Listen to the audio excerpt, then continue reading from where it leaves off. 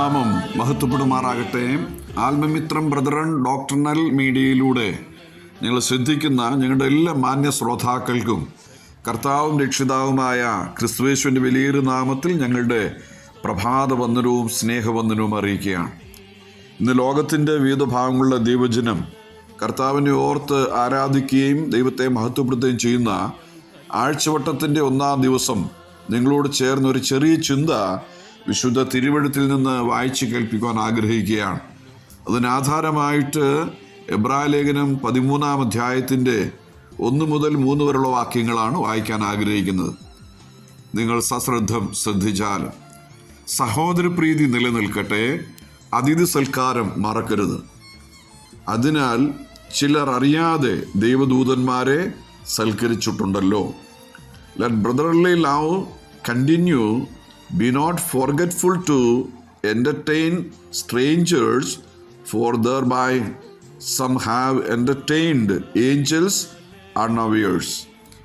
എബ്രായ ലേഖനത്തിൻ്റെ പ്രത്യേകത എന്ന് പറയുന്നത് ഓരോ അധ്യായങ്ങളിലും നമ്മുടെ കർത്താവായ യേശു ക്രിസ്തുവിൻ്റെ മഹത്വത്തെയും ശ്രേഷ്ഠതകളെയും അത് അക്കമിട്ട് വർണ്ണിച്ചിരിക്കുന്ന ശ്രേഷ്ഠ പുസ്തകത്തിൽ ഒന്നാണ് എബ്രായ ലേഖനം എന്ന് പറയുന്നത്.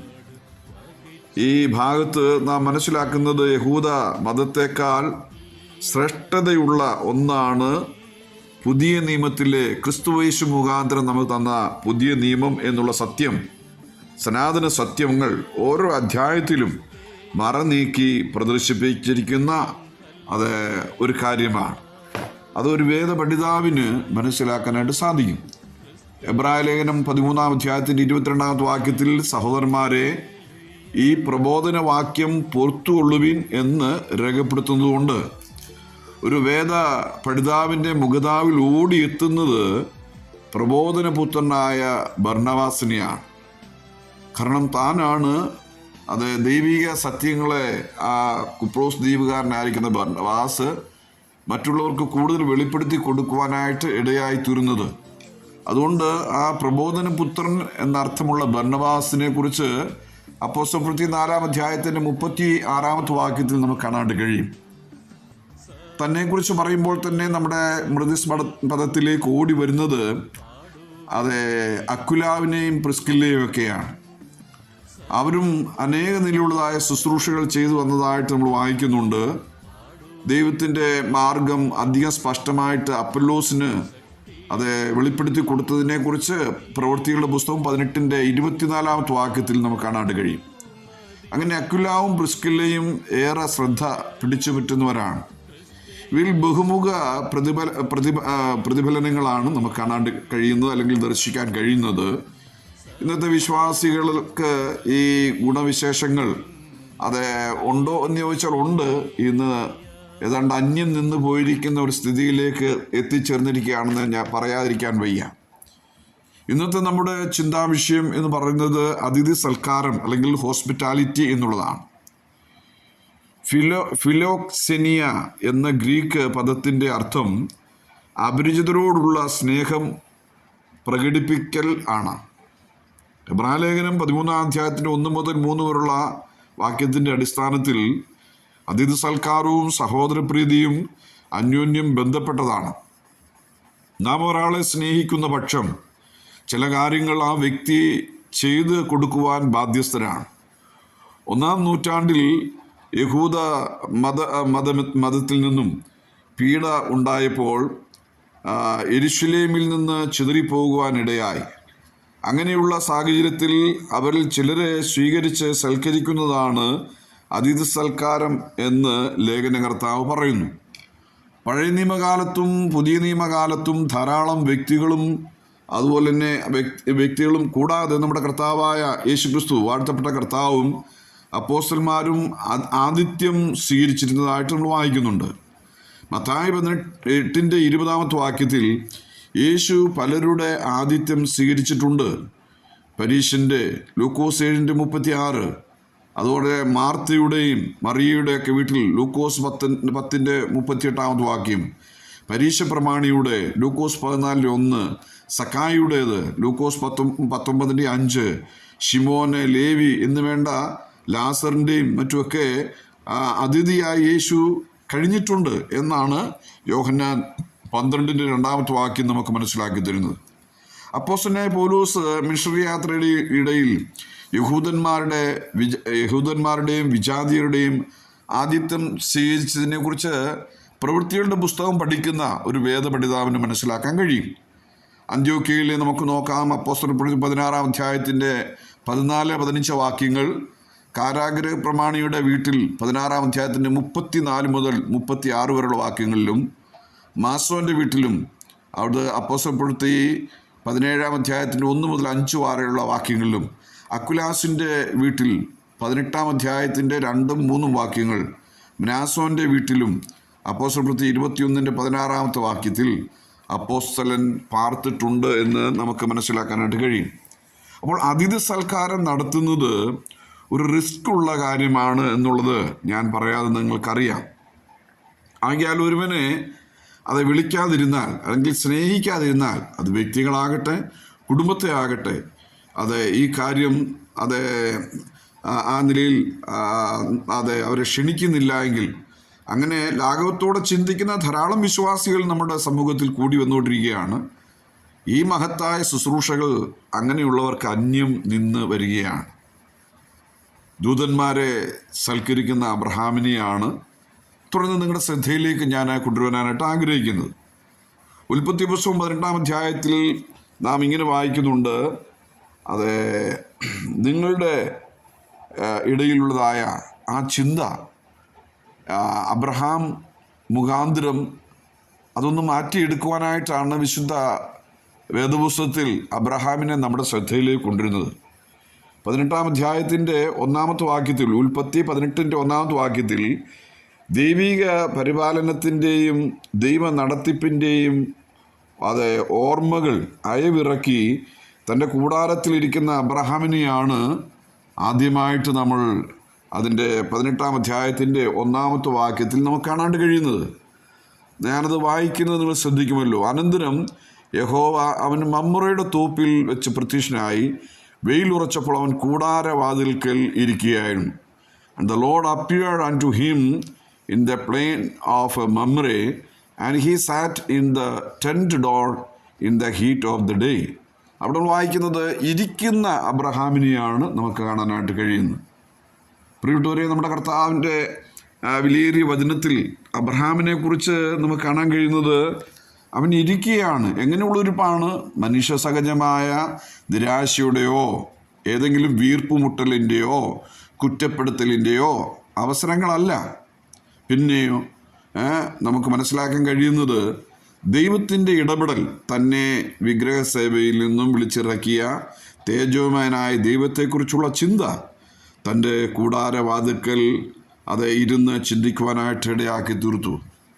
ഈ തരുണത്തിൽ അതിൻ്റെ 17 ഉൽപ്പത്തി 17:11 ദൈവകൽപ്പന താനും കുടുംബവും അനുസരിച്ച് കൃതാർത്ഥനായിരിക്കുകയാണ്.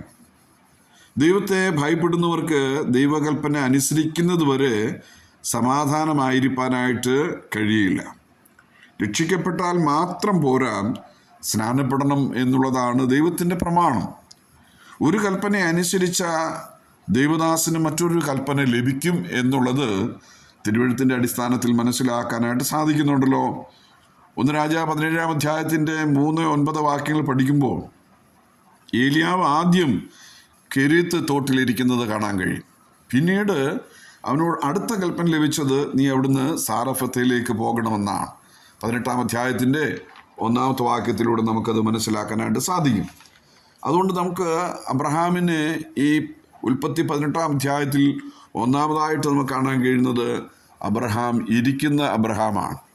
ഇനി നമ്മൾ 18 മുൻപോട്ടുള്ള ചില വാക്യങ്ങൾ നമ്മൾ പഠിക്കുമ്പോൾ അതിൻ്റെ 18 2-6 വാക്യങ്ങൾ വായിക്കുമ്പോൾ അവിടെ വായിക്കുന്നത് he ran to meet them എന്നാണ്. അവൻ്റെ വീട്ടിലോട്ട് അത് 3 പുരുഷന്മാർ അത് വന്നപ്പോൾ നമ്മൾ വായിക്കുന്നത് അവരെ കണ്ടപ്പോൾ അവൻ കൂടാരവാതിൽക്കൽ നിന്ന് അവരെ എതിരേൽക്കാനായിട്ട് ഓടിച്ചെന്ന് നിലം വരെ കുനിഞ്ഞെന്ന് വായിക്കുന്നു. He ran to meet them from the tent door and bowed himself toward the ground. അപ്പോൾ നമ്മൾ വായിക്കുന്നത് ഓടുന്ന അബ്രഹാമിനെയാണ്. നമ്മൾ മുമ്പ് ഇരിക്കുന്ന അബ്രഹാമിനെയാണ് കാണുന്നതെങ്കിൽ ഇപ്പോൾ നമ്മൾ കാണാൻ കഴിയുന്നത് ഓടുന്ന അബ്രഹാമായിട്ടാണ് നമുക്കിവിടെ കാണാൻ കഴിയുന്നത്. പ്രിയപ്പെട്ടവരെ, ഈ അബ്രഹാം ഓടുക എന്ന് പറയുമ്പോൾ ഒരു ചെറുപ്പക്കാരനായിരിക്കുകയില്ല. ഏതാണ്ട് വയസ്സ് 99 വർഷമായി. ഈ 99 വയസ്സുള്ള ഒരു മനുഷ്യൻ ഓടുക എന്നുള്ളത് നമ്മളൊന്ന് ചിന്തിച്ചു നോക്കണം. ഇവിടെ നമ്മൾ വായിക്കുന്നത് റാൻ എഹഡ്. എന്തുകൊണ്ട് അവൻ ഓടി? തൻ്റെ ഗസ്റ്റിനെ സ്വീകരിക്കുവാനായിട്ട്. അതേ അബ്രഹാമിൻ്റെ സഹോദരപുത്രനായ ലോത്തിൻ്റെ വീട്ടിലും അതേ പുരുഷന്മാരുടെ ചെന്നതായിട്ട് നമ്മൾ വായിക്കുന്നുണ്ട്. എന്നാൽ അവൻ എഴുന്നേറ്റ് ചെന്ന് അതേ നിലമനഞ്ഞ് കുനിഞ്ഞെന്നോ ഓടിച്ചെന്നോ ഒന്നും നമുക്ക് കാണാണ്ട് കഴിയുന്നില്ല. ഇവിടെ ഒരു കാര്യം അബ്രഹാമിൽ നിന്ന് മനസ്സിലാക്കാൻ കഴിയുന്നത്, അബ്രഹാം എത്ര നല്ല വിനയാന്യുതനായിട്ട് തൻ്റെ വീട്ടിലേക്ക് 3 പുരുഷന്മാർ വന്നപ്പോൾ അവരെ ഗസ്റ്റായിട്ട് സ്വീകരിക്കുന്നതിന് വേണ്ടി ഓടിച്ചെന്ന് അവരെ സ്വീകരിച്ചു എന്നുള്ളതാണ്. പത്രോസിൻ്റെ 1-ാം ലേഖനം 4-ാം അധ്യായത്തിൻ്റെ 9-ാമത്തെ വാക്യവും റോമാലേഖനം 12-ന്റെ 13-ഉം എബ്രായർ 13-ന്റെ 1 വാക്യങ്ങൾ നമ്മൾ ഇതിനോട് ചേർന്ന് വായിക്കേണ്ടതായിട്ടുണ്ട്. പുതിയ നിയമത്തിൻ്റെ കൽപ്പനകൾ കൊടുക്കുന്നതിന് മുമ്പാണ് ഈ വലിയ സൽക്കാരം അബ്രഹാം ചെയ്തതെന്ന് നിങ്ങൾ മറന്നു പോകരുത്. അബ്രഹാം മാത്രമല്ല, സാറയും അവൻ്റെ ദാസന്മാരും ഈ നല്ല പ്രവൃത്തിയിൽ എന്ത് ചെയ്തു? ഉത്സാഹം കാണിച്ചു. അപ്പന്മാർ മാത്രം ആത്മീയ കാര്യങ്ങൾക്ക് പോവുകയും മക്കളും അമ്മയും മറ്റു ബിസിനസ്സിലേക്ക് ഏർപ്പെടുകയും ചെയ്യുന്നത് ശരിയല്ല. കുടുംബമായിട്ട് കർത്താവിനെ സ്നേഹിക്കുകയും സേവിക്കുകയും ശുശ്രൂഷിക്കുകയും സൽക്കരിക്കുകയും ചെയ്യുന്നതായ ഒരു കുടുംബമാണ് അനുഗ്രഹിക്കപ്പെട്ട കുടുംബം. അവരുടെ തലമുറകളൊക്കെ എത്ര അനുഗ്രഹിക്കപ്പെട്ട കുടുംബങ്ങളാണ്. നമ്മുടെ ഇടയിൽ എടുത്തു പറയത്തക്ക ധാരാളം കുടുംബങ്ങൾ അങ്ങനെയുണ്ട്. അങ്ങനെ ചെയ്യുന്നവരെ ഓർത്തും ഞാൻ ദൈവത്തെ സ്തുതിക്കുന്നു. അവർക്ക് ധാരാളം പ്രതിഫലങ്ങളും അവരുടെ ജീവിതത്തിന്മേൽ ദൈവകാരുണ്യവും ദൈവത്തിൻ്റെ സാന്നിധ്യവും എപ്പോഴും നിറഞ്ഞു നിൽക്കും എന്നുള്ളതിന് യാതൊരു സംശയമില്ല. കാരണം പിറുവിറുപ്പ് കൂടാതെയാണ് ഈ കാര്യങ്ങളൊക്കെ ചെയ്യേണ്ടതെന്നാണ് അപ്പോസ്തലന്മാർ പറഞ്ഞിരിക്കുന്നത്. അതങ്ങനെ തന്നെ ചെയ്യുന്നവർക്ക് അതിൻ്റെതായ അനുഗ്രഹങ്ങളും ലഭ്യമാകുവാനായിട്ട് ഇടയായിത്തീരും. ഇനി 18-ാം അധ്യായത്തിൻ്റെ 8-ാമത്തെ വാക്യം ഞാൻ നിങ്ങളെ വായിച്ച് കേൾപ്പിക്കാൻ ആഗ്രഹിക്കുന്നു. പിന്നെ അവൻ വെണ്ണയും പാലും താൻ പാകം ചെയ്യിച്ച കാളക്കുട്ടിയെയും കൊണ്ടുവന്ന് അവരുടെ മുൻപിൽ വെച്ചു.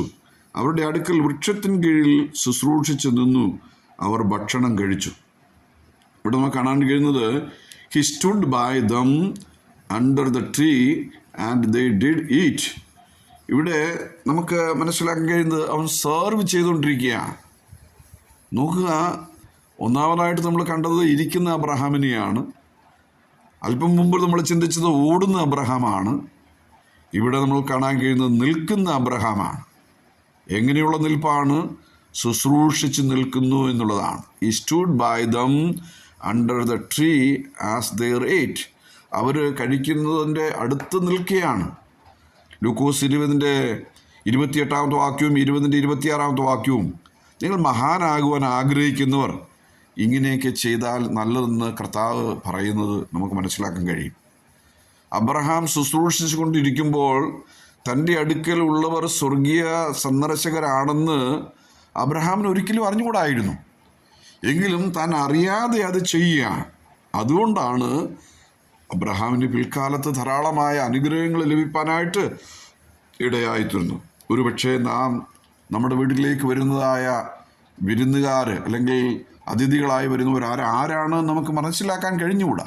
എങ്കിലും ദൈവം അങ്ങനെയുള്ളവർക്ക് വേണ്ടി നാം ഈ ശുശ്രൂഷകൾ ചെയ്യുമ്പോൾ അവർ മുഖാന്തരം നമുക്ക് ധാരാളമായ അനുഗ്രഹങ്ങൾ ലഭിക്കും എന്നുള്ളത് നമുക്ക് മനസ്സിലാക്കാനായിട്ട് കഴിയും. ഇവിടെ അബ്രഹാമിനെ സംബന്ധിച്ച് നമുക്ക് മനസ്സിലാക്കാൻ കഴിയുന്നത്, അവൻ സെർവ് ചെയ്ത് അവരോടൊപ്പമായിട്ട് നിൽക്കുന്നതായിട്ട് നമുക്ക് കാണാനായിട്ട് കഴിയും. മറ്റൊരു കാര്യം, അതിൻ്റെ 18-ാം അധ്യായത്തിൻ്റെ ഉൽപ്പത്തി 18-ന്റെ 16-ാമത്തെ വാക്യമാണ്. തുടർന്ന് 4-മതായിട്ട് അബ്രഹാമിനെ കാണുന്നത് നടക്കുന്ന അബ്രഹാമായിട്ടാണ്. ആ പുരുഷന്മാർ അവിടെ നിന്ന് പുറപ്പെട്ട് സോദോം വഴിക്ക് തിരിഞ്ഞു. അബ്രഹാം അവരെ യാത്ര അയക്കുവാൻ അവരോടുകൂടെ പോയി. And the man rose up from thence and he looked towards Sodom, and Abraham went with them to bring them on the way. അവിടെ നമ്മൾ വായിക്കുന്നത് അബ്രഹാം വെൻറ്റ് വിത്ത് ദം. അവരോട് ചേർന്ന് നടക്കുന്ന അബ്രഹാമിനെ നമുക്ക് കാണാണ്ട് കഴിയും. അബ്രഹാം അവരെ പറഞ്ഞയച്ചാൽ മതിയായിരുന്നു, വഴി കാണിച്ചാൽ മതിയായിരുന്നു. പക്ഷെ അങ്ങനെയല്ല, അബ്രഹാം കൂടെ പോയി എന്നാണ് നമുക്ക് മനസ്സിലാക്കാനായിട്ട് കഴിയുന്നത്. അതിൻ്റെ കാരണം എന്തായിരിക്കും? 17-ാമത്തെ അധ്യായത്തിൽ നമ്മൾ വായിക്കുന്നത്, അബ്രഹാമിന് 99 വയസ്സായപ്പോൾ യഹോവ അബ്രഹാമിന് പ്രത്യക്ഷനായി അവനോട്, ഞാൻ സർവശക്തിയുള്ള ദൈവമാകുന്നു, നീ എൻ്റെ മുമ്പാകെ നടന്ന് നിഷ്കളങ്കനായിരിക്കുക എന്ന് പറയും. നോക്ക്, എൻ്റെ മുൻപാകെ നീ നടന്ന് നിഷ്കളങ്കനായിരിക്കണം. അപ്പോൾ ദൈവത്തിൻ്റെ മുൻപാകെ നടക്കുന്നവർക്ക് മാത്രമേ നിഷ്കളങ്കതയോടെ മുൻപോട്ട് പോകാൻ സാധിക്കത്തുള്ളൂ. ദൈവം നമ്മളെ തെരഞ്ഞെടുത്തിരിക്കുന്ന എഫേസ്യ ലേഖനം 1-ാം അധ്യായത്തിൽ വായിക്കുന്നത്, നാം അവൻ്റെ മുമ്പാകെ അവൻ്റെ സന്നിധിയിൽ നിഷ്കളങ്കരായിരിക്കണം, നാം നിഷ്കളങ്ക മക്കളായി തീരണമെന്നാണ്. എന്ന് പറഞ്ഞാൽ കളങ്കമില്ലാത്തവരായിരിക്കണം. അതാണ് എഫേസ്യ ലേഖനം 1-ാം അധ്യായത്തിൽ നമുക്ക് മനസ്സിലാക്കാൻ കഴിയുന്നത്. പ്രിയപ്പെട്ടവരെ, നമുക്ക് ദൈവം മുമ്പാകെ നിഷ്കളങ്കതയോടെ നടക്കാൻ കഴിയുന്നുണ്ടോ? ദൈവം മുമ്പാകെ നിൽക്കാൻ കഴിയുന്നുണ്ടോ? ദൈവം മുമ്പേ ഇരിക്കാൻ കഴിയുന്നുണ്ടോ? ദൈവം മുമ്പാകെ നടക്കാൻ കഴിയുന്നുണ്ടോ നിഷ്കളങ്കതയോടെ? യോബിനെ കുറിച്ച് നമ്മൾ എന്താ വായിക്കുന്നത്? അവൻ നിഷ്കളങ്കനായിരുന്നു എന്നാണ്. നേരുള്ളവനും നിഷ്കളങ്കനുമായിരുന്നു, ദോഷം വിട്ടകലുന്നവനായിരുന്നു. ഈ ക്വാളിറ്റികളെല്ലാം യോബിൽ നമുക്ക് കാണാണ്ട് കഴിയും. അതുകൊണ്ട് യോബിനോട് ദൈവം വ്യക്തിപരമായിട്ട് ഇടപെടുകയും യോബിന് ആ ദൈവ സാന്നിധ്യത്തിൻ്റെ നിറവിൽ ജീവിക്കാൻ കഴിയുകയും ചെയ്തു എന്നുള്ളത് എത്ര ശ്രേഷ്ഠമായ കാര്യമാണ്. പ്രിയപ്പെട്ടവരെ, കേവലം ഒരു ഞായറാഴ്ച വന്നു നാം ഈ മേശയിൽ നിന്ന് ഭക്ഷിച്ചു പോകുന്നു, അതിനേക്കാൾ ഉപരിയായിട്ട് ആഴ്ചയുടെ എല്ലാ ദിവസവും നമ്മുടെ ജീവിതത്തിൽ എങ്ങനെ ആയിരിക്കണം? ദൈവത്തോടു കൂടെ നടക്കുന്നവനായിരിക്കണം. അങ്ങനെ ആഴ്ചയുടെ എല്ലാ ദിവസവും ദൈവത്തോട് നടക്കുന്നവനെ ആഴ്ചവട്ടത്തിൻ്റെ 1-ാം ദിവസം വളരെ വിശുദ്ധിയോടുകൂടി ദൈവത്തെ ആരാധിക്കാനായിട്ട് സാധിക്കുകയുള്ളൂ. ഇവിടെ അബ്രഹാമിൽ നമുക്കത് കാണാണ്ട് കഴിയും. ആ നടപ്പ് അക്ഷരീയമായിട്ട് നിറവേറുകയാണ്. ആ നടപ്പിനിടയിൽ അബ്രഹാം കുടുംബകാര്യം ഓർപ്പിക്കുന്നുണ്ട്. 19-ാമത്തെ വാക്യത്തിൽ നമ്മൾ വായിക്കുന്നത് ഇങ്ങനെയാണ്.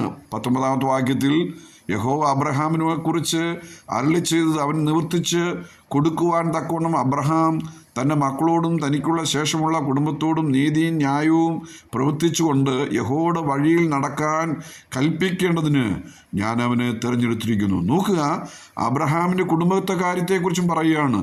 നീ ഇങ്ങനെയായിരിക്കണം, ദൈവത്തിൻ്റെ നീതി, ദൈവത്തിൻ്റെ ന്യായം പ്രവർത്തിച്ചുകൊണ്ട് യഹോവയുടെ വഴിയിൽ നടക്കാൻ കൽപ്പിക്കണം. അപ്പോൾ പ്രിയപ്പെട്ടവരെ, അബ്രഹാമിനെ പോലെ ഞാനും നിങ്ങളും ദൈവത്തിൻ്റെ വഴികളിൽ നീതിയോടും ന്യായത്തോടും കൂടെ എന്ത് ചെയ്യണം? നടക്കുന്നവരായിരിക്കണം. ഇന്നെവിടെ നീതി? ഇന്നെവിടെ ന്യായം? അതുകൊണ്ട് ന്യായം മറിഞ്ഞു പോയിരിക്കുന്നു എന്ന് ഹബക്കൂക്ക് 1:4 കാണുകയാണ്.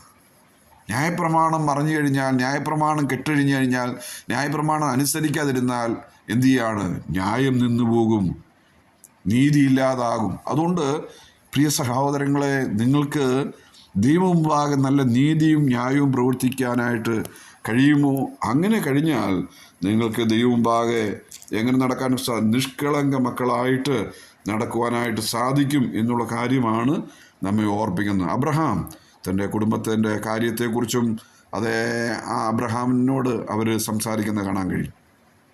യഹോവയുടെ വഴികളിൽ മക്കളെയും കുടുംബത്തെയും നടത്തണം എന്ന് എഫേസ്യ ലേഖനം 4:1-2 വാക്യങ്ങളിൽ നമുക്ക് കാണാൻ കഴിയും.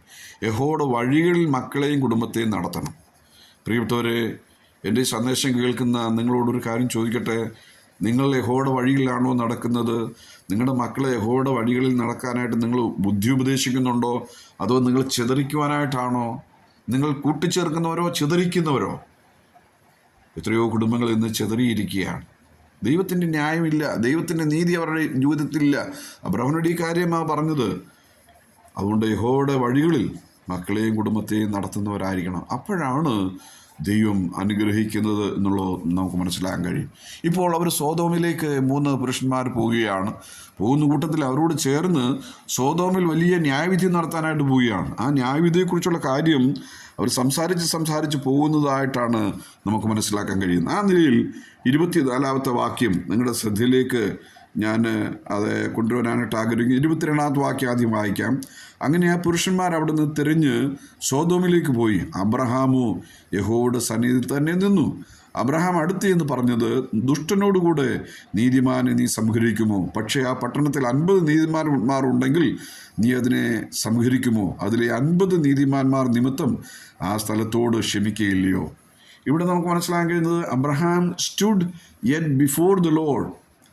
Abraham draw near. അബ്രഹാം ദൈവത്തോടു കൂടെ നടക്കുകയാണ്. അബ്രഹാം എന്തു ചെയ്യുന്നു? നടക്കുമ്പോൾ തന്നെ അവരോട് അപേക്ഷിക്കുകയാണ്. അതെന്തിനെ കാണിക്കുകയാണ്? അബ്രഹാമിൻ്റെ പ്രാർത്ഥനാ ജീവിതത്തെ കാണിക്കുകയാണ്. തൻ്റെ മക്കൾക്കോ കുടുംബത്തിനോ വേണ്ടിയല്ല, നശിച്ചു പോകുന്ന സോദോമിനെ കുറിച്ചാണ്. 18-ാം അധ്യായത്തിൻ്റെ 23-ാമത്തെ വാക്യത്തിൽ വായിക്കുകയാണ്. എന്താണ്? ആ ദുഷ്ടനോടുകൂടെ നീതിമാനെ നീ സംഹരിക്കുമോ? അവിടെ സഹോദരപുത്രനായ ലൂത്തുണ്ട്, അവനെ നശിപ്പിക്കുമോ? ദൈവം പറഞ്ഞു, അങ്ങനെ നശിപ്പിക്കുന്നില്ല. അവിടെ നീതിമാന്മാരെ കണ്ടാൽ ഞാൻ നശിപ്പിക്കുകയില്ല എന്ന് പറഞ്ഞു. പ്രിയപ്പെട്ടവരെ, അബ്രഹാം പ്രാർത്ഥിച്ചത് അവൻ്റെ കുടുംബത്തിനോ തൻ്റെ മക്കൾക്കോ തൻ്റെ മക്കളുടെ ജോലിക്ക് വേണ്ടിയോ വിദേശ യാത്രയ്ക്ക് വേണ്ടിയോ അങ്ങനെയുള്ള കാര്യങ്ങളൊന്നും ആയിരുന്നില്ല പ്രാർത്ഥിച്ചു. പ്രത്യുത ദൈവത്തിൻ്റെ നീതി, ദൈവത്തിൻ്റെ ന്യായം തൻ്റെ കുടുംബത്തിൽ ലഭിക്കണം, തൻ്റെ സഹോദരപുത്രൻ ലഭിക്കണം. ദൈവത്തോട് അടുത്ത് വരുന്നവർക്ക് അല്ലെങ്കിൽ ചെല്ലുന്നവർക്ക് പ്രാർത്ഥിക്കാനായിട്ട്, ഈ നിലയിൽ പ്രാർത്ഥിക്കാനായിട്ട് സാധിക്കുകയുള്ളൂ.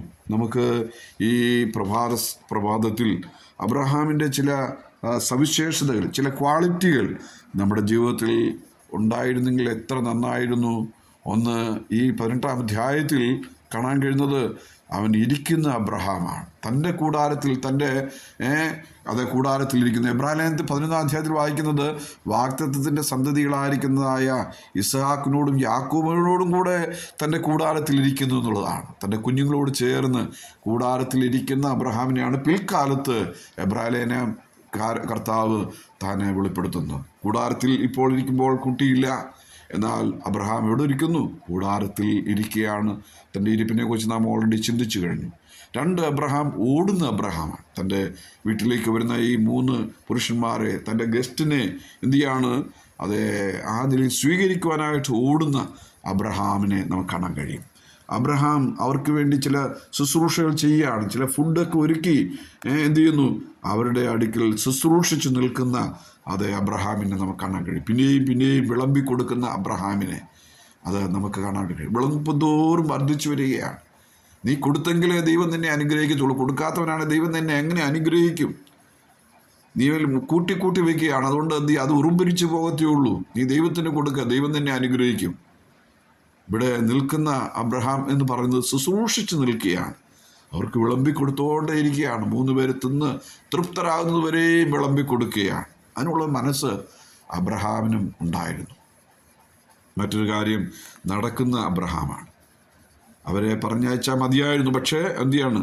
അബ്രഹാം ആ 3 പുരുഷന്മാരോട് കൂടെ പോവുകയാണ്. എന്താ അറിയാമോ? അവൻ്റെ സഹോദരപുത്രൻ സോദോമിലുണ്ട്. സോദോമിനെ ദൈവം നശിപ്പിക്കാൻ പോവുകയാണ്. അതുകൊണ്ട് സോദോമിന് നാശം സംഭവിക്കുന്നതിന് മുമ്പായി എൻ്റെ സഹോദരപുത്രൻ്റെയും കുടുംബത്തെ അവിടുന്ന് രക്ഷിക്കണമേ എന്ന് അപേക്ഷിക്കുന്നതിന് വേണ്ടി കൂടെ പോവുകയാണ്. നാം നമ്മുടെ സഹോദരപുത്രന്മാരെ അല്ലെങ്കിൽ സഹോദരങ്ങളെക്കുറിച്ച് ഓർത്ത് പ്രാർത്ഥിക്കാറുണ്ടോ? അവനങ്ങനെ വരണം, അല്ലെങ്കിൽ ആ കുഞ്ഞുങ്ങൾക്ക് അങ്ങനെ വരണം, അവന്മാർ കുളരാത്തവരാണ്, താന്തോന്നികളാണ് എന്നൊക്കെ പറഞ്ഞ് നമ്മൾ എന്ത് ചെയ്യണം? നമ്മൾ കുറ്റപ്പെടുത്തി അവരെ എന്ത് ചെയ്യണം? അവർക്ക് വേണ്ടി ഒരു ശബ്ദം പോലും പ്രാർത്ഥിക്കാനായിട്ട് നമ്മൾ നാവ് ഒരുക്കുന്നില്ല. എത്രയോ ദുഃഖകരമായ കാര്യമാണ്. പ്രിയപ്പെട്ടവരെ, നമുക്ക് നമ്മുടെ സഹോദരങ്ങൾക്കായി, അവരുടെ പുത്രന്മാർക്കായും അവരുടെ കുഞ്ഞുങ്ങൾക്കായും പ്രാർത്ഥിക്കുവാൻ കടപ്പെട്ടവരാണ്. അവർ സോദോമിലെ നശിച്ചു പോകാനായിട്ട് ഇടയാകരുത് എന്നുള്ള പ്രാർത്ഥന നമുക്ക് വളരെ ആവശ്യമായിരിക്കുന്നു. മറ്റൊരു കാര്യം, ആ നിലയിൽ അബ്രഹാമിൻ്റെ പ്രാർത്ഥന വളരെ വളരെ പ്രശസ്തനീയമായ പ്രാർത്ഥനയാണ്. ആ അപേക്ഷ ദൈവം തീർച്ചയായിട്ടും കേൾക്കാതിരിക്കുകയില്ല എന്നാണ് നമുക്ക് മനസ്സിലാക്കാൻ കഴിയുന്നത്. ദൈവത്തോട് അടുത്തു വരുന്നവർക്ക് മാത്രമേ, അല്ലെങ്കിൽ ചെല്ലുന്നവർക്ക് മാത്രമേ അങ്ങനെ പ്രാർത്ഥിക്കാനായിട്ട് സാധിക്കൂ. പ്രിയ സ്നേഹിതരെ, നിങ്ങളുടെ ദൈവിക ബന്ധം എങ്ങനെ ഇരിക്കുന്നു? ഞാനും നിങ്ങളും ദൈവത്തോടുള്ള ബന്ധം എങ്ങനെ ഇരിക്കുന്നു? നമ്മുടെ ബന്ധം ഇടമുറിഞ്ഞ ബന്ധമാണോ, അതോ ഇടമുറിയാത്ത ബന്ധമാണോ? അബ്രഹാം ദൈവത്തിൻ്റെ സ്നേഹിതനായി തീരുന്നതിനും ദൈവം അവൻ്റെ പ്രാർത്ഥന കേൾക്കുന്നതിനും ദൈവം ചെയ്യുവാനിരിക്കുന്നത് അബ്രഹാമിനോട് ഞാൻ മറച്ചു വയ്ക്കുകയില്ല എന്ന് നമ്മൾ 18-ാം അധ്യായത്തിൽ നമ്മൾ വായിക്കുന്നുണ്ട്. ആ കാര്യം ദൈവം ഒരിക്കലും മറച്ചു വയ്ക്കുന്നവനല്ല. കാരണം ദൈവത്തിന് കഴിയാത്ത എന്തെങ്കിലും കാര്യങ്ങളുള്ള ഒരു കാര്യവുമില്ല. ആകിയാൽ നമുക്ക് സിൻസിയറായിട്ട്, നമുക്ക് യഥാർത്ഥമായിട്ടുള്ള ആ നിലയിൽ ദൈവത്തെ സ്നേഹിപ്പാനായിട്ട് ഇടയായിത്തീരണം. ഇന്നത്തെ ഈ പ്രഭാത ചിന്ത നിങ്ങൾക്ക് എല്ലാവർക്കും അനുഗ്രഹമായി തീരുവാൻ ഇടയാകട്ടെ. അതിഥി സൽക്കാരം മറക്കരുത്. അങ്ങനെ ചെയ്യുന്നവരെ ദൈവം ധാരാളമായിട്ട് അവിടുന്ന് അനുഗ്രഹിക്കും എന്നുള്ളതിന് പുതിയ നിയമത്തിൽ ധാരാളം തെളിവുകളുണ്ട്. ദൈവം ഇന്നത്തെ സന്ദേശത്താൽ നമ്മെ എല്ലാവരെയും അവിടുന്ന് അനുഗ്രഹിക്കട്ടെ, സഹായിക്കട്ടെ. ദൈവനാമം മഹത്വപ്പെടുമാറാകട്ടെ.